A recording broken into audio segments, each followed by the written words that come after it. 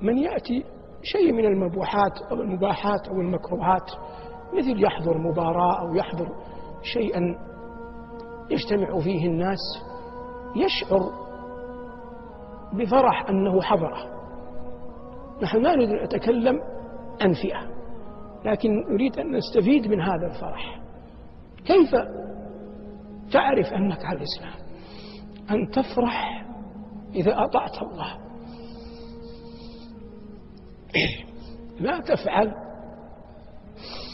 لا تفعل العبادة تخلصا، بل افعل الطاعة قربة إلى الله.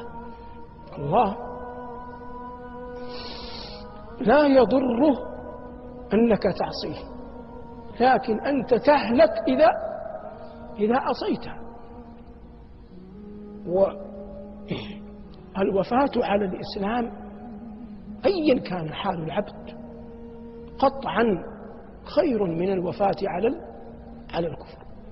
قد جاء في دعاء بعض الصالحين: اللهم إني أحبك وإن كنت أعصيك.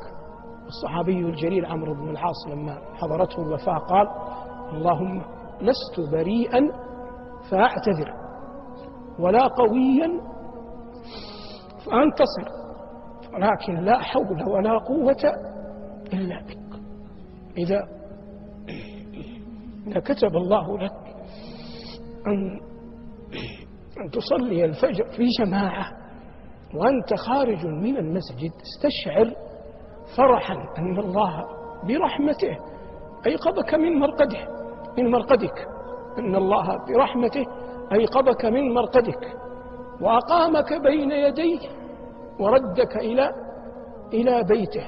هؤلاء هم الذين يغبطون، والذين إذا أراد الله بهم خيرا ثبتهم على هذا وماتوا على الدين.